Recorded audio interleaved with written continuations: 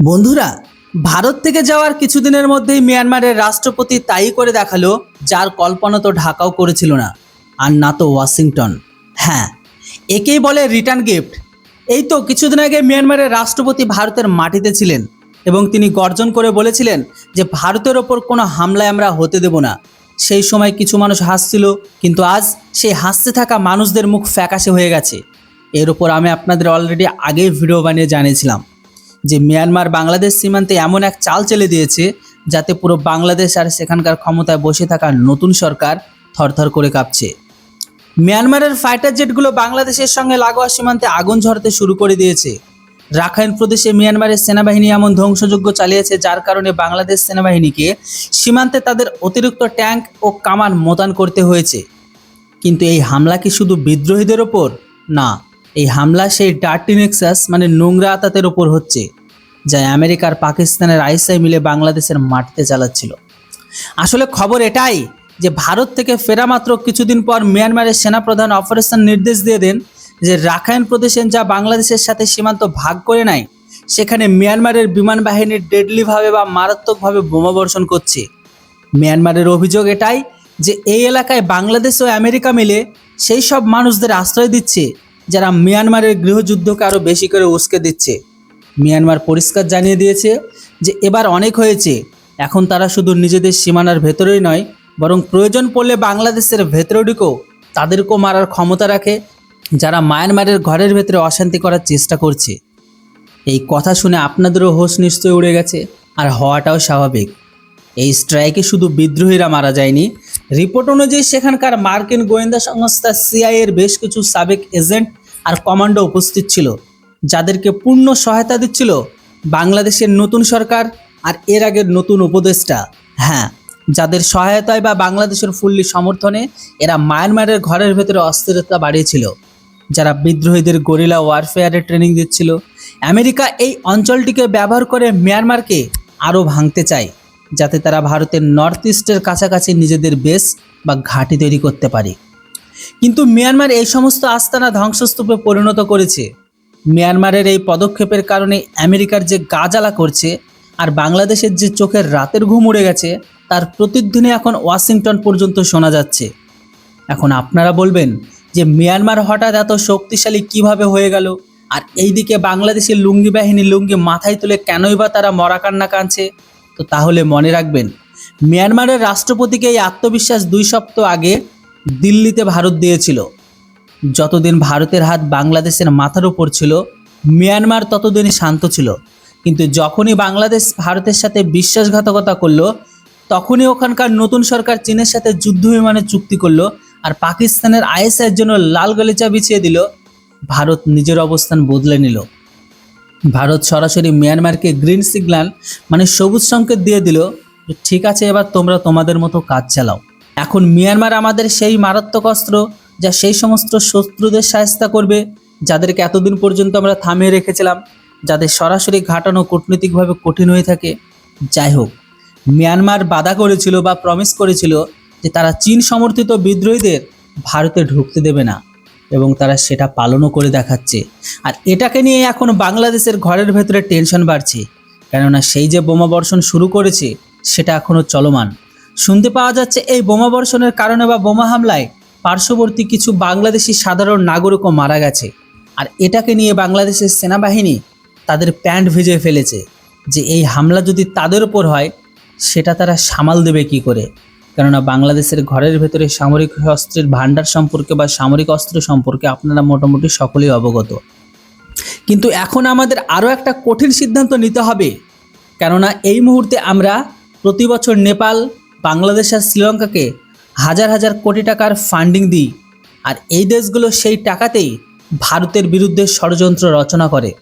এখন বিশেষজ্ঞদের মত হলো এই সমস্ত ফান্ডিং বন্ধ করে দিয়ে ভারতের উচিত মিয়ানমারকে এই সমস্ত টাকা দিয়ে দেওয়া, মানে যে টাকাগুলো আমরা বাংলাদেশকে দান বা ভিক্ষার ঝুলিতে দিই সেই টাকা বাংলাদেশকে বাদ দিয়ে আমরা মিয়ানমারকে দিই। মিয়ানমার যারা কোনো শর্ত ছাড়াই ভারতের সাথে কাঁধে কাঁধ মিলে দাঁড়িয়ে আছে। ভারত যদি এই মুহূর্তে মিয়ানমারকে শক্তিশালী করে তবে ভারতের নর্থ ইস্ট কখনো অশান্ত হবে না, আর বাংলাদেশের মতো দেশগুলোর বুদ্ধি ঠিকানায় চলে আসবে। মিয়ানমারের এই এয়ার স্ট্রাইক কেবল এটা শুরু, এটি তো বাংলাদেশের মতো দেশগুলোর জন্য একটি সতর্কবার্তা যে তারা যদি তাদের মাটিকে ভারতের বিরুদ্ধে ব্যবহার করতে দেয় তাহলে পরিণাম খুব খারাপ হবে। মিয়ানমারের এই চাল বাংলাদেশ বহু বছর মনে রাখবে। তো বন্ধুরা, এটার উপর আপনারা কি ভাবছেন? আমাদের এই মুহূর্তে বাংলাদেশ যা করছে সেটাকে দেখে কি আমাদের উচিত নয় যে সমস্ত অনুদান, সমস্ত সহায়তা মিয়ানমারের কাছে পাঠিয়ে দেওয়া বা মিয়ানমারকে দিয়ে দেওয়া? কেননা এই মুহূর্তে সবচেয়ে বড় আর চাঞ্চল্যকর খবর এটাও নিয়ে এসেছি যে দক্ষিণ পূর্ব এশিয়ায় আবারও বেজে উঠতে চলেছে এক মহাসংগ্রামের রণডঙ্কা। কেননা মিয়ানমারের ঘরের ভেতরে ঢুকে এবার চরম জবাব দিতে চলেছে কি বাংলাদেশ, এমনটাই তো শোরগোল শুনতে পাওয়া যাচ্ছে। কিন্তু সীমান্তে জান্তা সরকারের একের পর এক যে বিমান হামলা বা এয়ার স্ট্রাইক বা গুলির জবাব, সেটাকে কি বাংলাদেশ চুপচাপ মেনে নেবে, না তাদেরকেও পাল্টা রিটেলিয়েশন দেবে? কেননা আন্তর্জাতিক সংবাদ মাধ্যম আর বর্তমানে নিউজ পোর্টালের নিউজ অনুযায়ী, মিয়ানমারের রিপোর্ট অনুযায়ী যদি কথা বলি, তবে এই হামলায় বেসামরিক নাগরিকরাও রক্তাক্ত হচ্ছেন, যুদ্ধবন্দীরা তো মারা যাচ্ছেনই। কিন্তু এবার আর বাংলাদেশ কেবল শান্ত দর্শকের ভূমিকা নেই, কিন্তু এবার তারাও তাদের সামরিক অস্ত্র নিয়ে সীমান্তে পৌঁছে গেছে। এখন পরিস্থিতি এতটাই উত্তপ্ত যে জান্তা বাহিনী আর বিদ্রোহী গোষ্ঠীগুলোর মনে এখন সবচেয়ে বড় আতঙ্ক তৈরি হয়ে গেছে বাংলাদেশকে নিয়েও। ওপারে জান্তা সরকার ঘরের ভেতরে এখন ত্রাহি রব কাঁপাচ্ছে, এখন এই পারে আবার বাংলাদেশও প্রিপারেশন নিচ্ছে। হ্যাঁ, ঠিকই শুনছেন, মিয়ানমারের ঘরের ভেতরে এখন তীব্র ভয়। কেন? কারণ সীমান্তের ওপারে জান্তা বাহিনীর বোমাবর্ষণের পর বাংলাদেশ সেনাবাহিনীর বিন্দুমাত্র ছাড় দিতে রাজি নয়। দেশের সার্বভৌমত্ব রক্ষায় বাংলাদেশ সশস্ত্র বাহিনীও তাদের সমস্ত সীমান্ত জুড়ে সর্বোচ্চ সতর্কতা জারি করেছে। তাদের অত্যাধুনিক যুদ্ধাস্ত্র, মিসাইল ডিফেন্স সিস্টেম আর সেনাদলের কড়া পাহারায় কাঁপছে সেই সমস্ত মানুষগুলো যারা মিয়ানমারেও থাকে, যারা বাংলাদেশেও থাকে। খবর আসছে বাংলাদেশে এই কঠোর ইস্পাত কঠিন মনোভাবকে দেখে মিয়ানমারের সামরিক জান্তাকে রীতিমতো কোণঠাসা করার জন্য তারা চাইলে সেই সমস্ত মানুষদের উপর অ্যাকশন নিতে যারা এই মুহূর্তে দুই দেশের অশান্তির মূলে রয়েছে। তাই বাংলাদেশ সেনাবাহিনী সীমান্তের সাধারণ মানুষ থেকে শুরু করে সমগ্র বাংলাদেশের টেকনাফ থেকে তেঁতুলিয়ার সাধারণ মানুষজন এক সুরে গর্জে উঠেছে। কেননা এই বোমা হামলায় সেই সমস্ত বিদ্রোহিতা মারা যাচ্ছেই, এর সাথে সাথে সেই সমস্ত সাধারণ মানুষও মারা যাচ্ছে। চারিদিকের পরিস্থিতি দেখে মনে হচ্ছে দেশের 1 ইঞ্চি জমিও কেউ কাউকে ছেড়ে দেবে না। দেশের আপামর জনতা একদম যুদ্ধের পূর্ণ প্রস্তুতি নিয়ে ফেলেছে। সোশ্যাল মিডিয়ায় এটা সব থেকে বেশি শুরু করা হচ্ছে। বাংলাদেশিরা আর যাই পারুক বা না পারুক, বাংলাদেশিদের মধ্যে একটা অত্যন্ত আবেগ আছে যেটা দিয়ে তারা সোশ্যাল মিডিয়ায় সমস্ত কিছু জয় করে ফেলে। কিন্তু বাস্তবতা বা গ্রাউন্ড রিয়েলিটি সেটা কিন্তু সম্পূর্ণ ডিফারেন্ট। সো যেটাই হোক, এখন একটাই হুঙ্কার তাদের, সোশ্যাল মিডিয়ায় সার্বভৌমত্ব আঘাত এলে ওপারে হবে চূড়ান্ত ফয়সালা, এমনটাই বক্তব্য তাদের। কেননা বাংলাদেশের সেনাবাহিনীর জওয়ানদের চোখে মুখে আমরা দেখেছি এক অদ্ভুতপূর্ব দৃঢ়তা, আর এই দৃঢ়তা তাদের মনোবল থেকে আসে না, এই মনোবলটা আসে তাদের সেনাবাহিনী নয়, তাদের জনতার ওপর। কেননা আমরা যখনই কোনো সীমান্তে উত্তেজনা দেখেছি, বাংলাদেশ সেনা আর বাংলাদেশ বর্ডার গার্ড অলওয়েজ তারা তাদের সেই সমস্ত দুর্বল জনতাকে বা লুঙ্গি বাহিনীকে সামনে দাঁড় করিয়ে তারা তাদের বাহুবা দেখায় বা তারা তাদের ক্ষমতার প্রচার করে। কিন্তু রিয়েলিটি কি সেটা আপনারাও জানেন।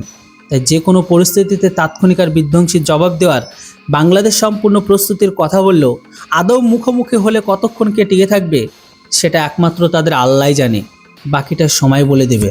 তো যেটাই হোক বন্ধুরা, এই মুহূর্তে অল ওভার মিয়ানমারকে নিয়ে বাংলাদেশের যে পরিস্থিতি আর যেভাবে তারা প্রিপারেশন নিচ্ছে, মনে হচ্ছে এবার তারা যুদ্ধের মুডটা ভারতের সাথে নয় মিয়ানমারের সাথে করার ইচ্ছে প্রকাশ করেছে।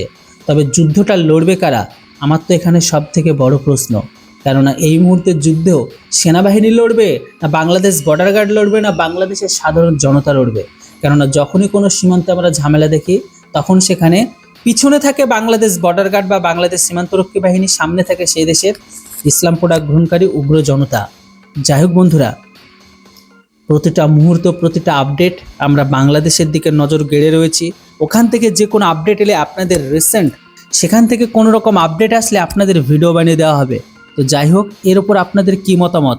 কখনো যদি মায়ানমার বাংলাদেশের সাথে যুদ্ধ লেগে যায় তাহলে লড়বে কে, বাংলাদেশ সেনা, বাংলাদেশ বর্ডার গার্ড, না বাংলাদেশের লুঙ্গি বাহিনী? এবার এর উপর আপনাদের মূল্যবান মতামত কমেন্ট বক্সে লিখে জানান। ভিডিও আর ইনফরমেশন ভালো লাগলে চ্যানেলটিকে কেউ সাবস্ক্রাইব করতে ভুলবেন না। Thanks for watching. জয় হিন্দ, বন্দে মাতরম।